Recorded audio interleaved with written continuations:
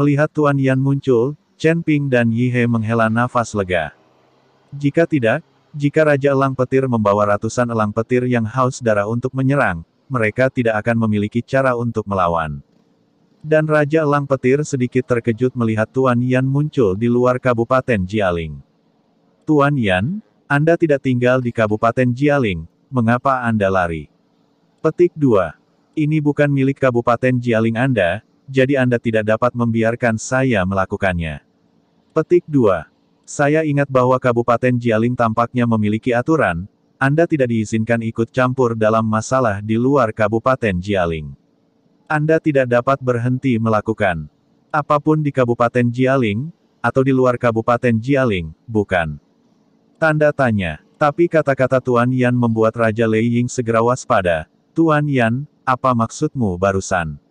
Apa maksudmu jangan menyesalinya? Mungkinkah kamu tidak bisa bergerak jika aku melakukannya? Petik 2. Tuan Yan berkata sambil tersenyum. Huff, anak kecil itu hanya biksu kelas 5 di alam fisik, apa yang tidak biasa? Apakah itu hanya berdasarkan Yi He? Saya tidak takut padanya, saya akan membunuh mereka semua hari ini. Petik 2. Raja Lei Ying mendengus dingin, sama sekali tidak takut pada Yi He. Pada saat ini, Chen Ping dan Yi He mendengarkan kata-kata Tuan Yan, dan mereka tidak mengerti apa maksudnya. Melihat bahwa dia benar-benar ingin berdiri dan menonton, mereka berdua mulai merasa gugup. Tapi Chen Ping tidak bisa memaksa Tuan Yan untuk membantu, lagi pula, aturan orang juga aturan, dan mereka tidak bisa dilanggar demi kepentingan mereka sendiri. Petik 2. Tetapi pada saat ini, 3 aura menakutkan datang dari belakang semua orang, langsung menuju Raja Elang Petir. Telapak tangan besar yang dipadatkan oleh Thunder Eagle King baru saja terbentuk, dan ketika dia merasakan 3 aura yang menakutkan, dia terkejut dan mengayunkan telapak tangan itu tiba-tiba. Boom! Diiringi dengan suara keras, cetakan telapak tangan menghilang dalam sekejap, dan Thunder Eagle King hanya merasakan tubuhnya bergetar sesaat, lalu terbang terbalik. Tubuh Thunder Eagle King menabrak gunung tinggi di kejauhan, langsung menghancurkan seluruh gunung. Wajah Thunder Eagle King berubah sangat jelek, dan dia berubah menjadi Thunder Eagle dan terbang kembali. Ketika Thunder Eagle King terbang kembali, dia menemukan 3 orang berdiri di depan Chen Ping dan yang lainnya, terlihat jelas bahwa 3 nafas barusan datang dari mereka. Kamu siapa? Thunder Eagle King memandang 3 orang di depannya dengan ekspresi serius. Keluarga Gao, Gao Qiqiang. Patriark dari klan pelatihan tubuh kuno. Saya juga dari klan pelatihan tubuh kuno. Mereka bertiga memperkenalkan diri. Ternyata Gao Qiqiang dan Quan Jun tidak pergi, mereka datang untuk membantu Chen Ping dan yang lainnya. Mereka bertiga adalah pembudidaya hebat yang telah melewati malapetaka, dan Raja Lei Ying tidak berani mengabaikan mereka bertiga bahkan jika dia yang bertanggung jawab. Chen Ping dan Yi He memandangi 3 orang yang muncul, dan mereka sangat gembira. Mereka juga mengerti apa yang Guru Yan katakan tadi. Keluarga Gao, klan pemurnian tubuh kuno. Lei Yingwang tampak bingung, aku tidak punya permusuhan denganmu, mengapa kamu tiba-tiba menyerangku? Tanah Utara tidak pernah berurusan satu sama lain sebelumnya, apalagi permusuhan dia tidak mengerti mengapa ketiga orang ini tiba-tiba menyerangnya. Kami tidak memiliki keluhan, tapi kami tidak bisa duduk diam ketika Anda menyerang Tuan Chen.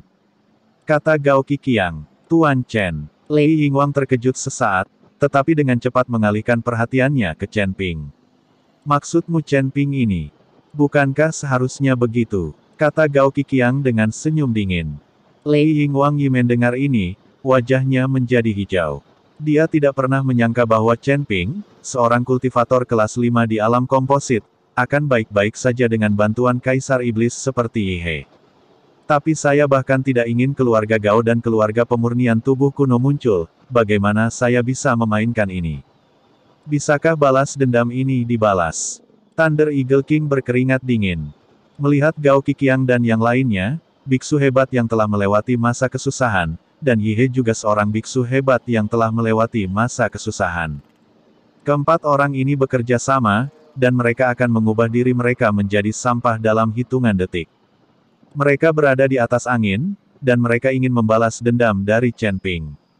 Tapi sekarang, itu langsung dirugikan, bahkan yang hancur. Lei Yingqing, aku memperingatkanmu barusan, kamu akan menyesalinya, tetapi kamu tidak percaya. Apakah kamu percaya sekarang? Tuan Yan bertanya pada Lei Yingqing dengan tatapan main-main. Wajah Thunder Eagle King sangat jelek, jadi dia hanya bisa mengangguk dengan penuh semangat. Sekarang dia mempercayainya, benar-benar mempercayainya. Tetapi bagaimana jika Anda mempercayainya? Jika Chen Ping membuat masalah saat ini, dia mungkin tidak punya tempat untuk melarikan diri. Memikirkan Thunder Eagles yang haus darah ini, memikirkan buah guntur langitnya, Raja Thunder Eagle menyesalinya. Ambil dan ambil, mengapa repot-repot memaksa satu sama lain untuk membalas dendam? Faktanya, sisa buah guntur langit sudah cukup baginya untuk perlahan-lahan menembus kesengsaraan dan maju ke alam Mahayana. Sekarang semuanya sudah berakhir, balas dendam belum terbalaskan, dan takdir akan segera tertangkap.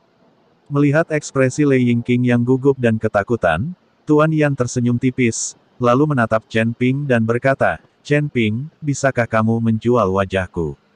Mari kita lupakan masalah ini. Seperti kata pepatah, lebih baik menyingkirkan musuh daripada mengikat mereka. Mendengar kata-kata Chen Ping, Lei Yingwang, yang memiliki wajah penuh penyesalan, tiba-tiba menyala. Menilai dari apa yang dimaksud Chen Ping, dia mungkin tidak berniat mengejarnya lagi. Raja Lei Ying, kamu juga mendengarnya. Aku akan mengurus masalah ini. Biarkan kalian berdua melupakannya. Jika pertarungan berlanjut, itu tidak akan menguntungkan kalian berdua. Lord Yan berkata kepada Raja Lei Ying. Tuan Yan benar, saya sedikit pelit tentang masalah ini, dan saya tidak akan mengejarnya di masa depan. Raja Lei Ying buru-buru setuju. Pada saat ini, dia benar-benar dirugikan. Jika dia tidak setuju, nyawanya mungkin akan hilang.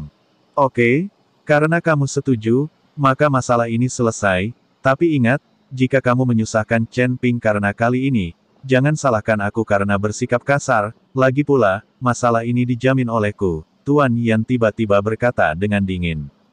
Tanda seru, tidak, sama sekali tidak. Thunder Eagle King menyeka keringat dingin dari dahinya, menggelengkan kepalanya dan berkata dengan tergesa-gesa.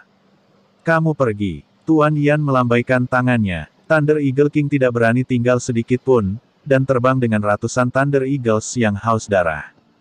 Pada saat ini, di udara, sebuah kapal terbang perlahan mendekat, itu adalah kapal terbang Fei Tianzong, datang untuk menjemput Ji Yun. Setelah mengucapkan selamat tinggal lagi, Chen Ping memimpin Yi He dan yang lainnya menuju pesawat. Siti Qiao keluar dari pesawat, dia ada di sini untuk menjemput Ji Yun. Tapi ketika Ji Yun melihat pesawat di depannya, ekspresinya menjadi sangat jelek. Saya melihat bahwa pesawat ini tidak besar, hanya dapat menampung selusin orang, dan terlihat sangat tua. Sebagai putra tertua dari Sekte Fei Tian, Ji Yun merasa malu menggunakan pesawat semacam ini untuk menjemputnya. Penatuasi, apa yang terjadi? Bagaimana Anda bisa menjemputku dengan benda yang begitu rusak? Ji Yun bertanya pada Siti Qiao dengan wajah dingin. Chen Ping dan yang lainnya juga terkejut. Lagi pula, Ji Yun adalah putra tertua dari Sekte Fei Tian, jadi dia ingin membangun pesawat yang lebih baik. Pesawat yang datang kali ini agak terlalu rusak. Chen Ping takut pesawat itu akan mogok di tengah jalan dan jatuh dari udara. Tuan, sekte terbang kita tidak memiliki kapal udara gratis.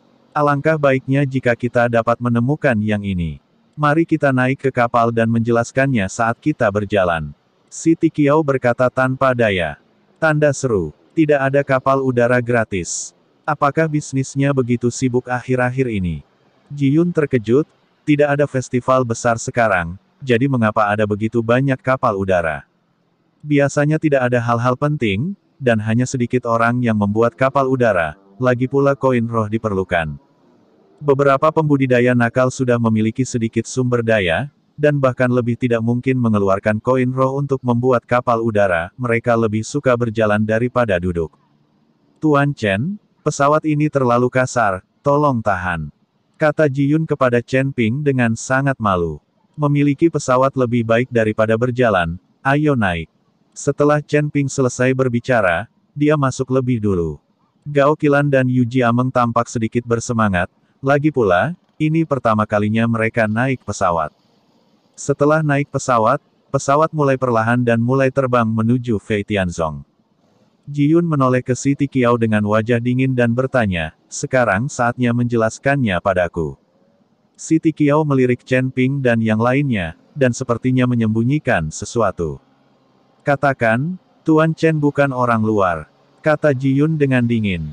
Siti Qiao gemetar ketakutan, dan buru-buru berkata, Tuan, lebih dari setengah kapal udara Fei Tianzong kami telah rusak, dan sekarang semua kapal udara telah pergi ke Mohai.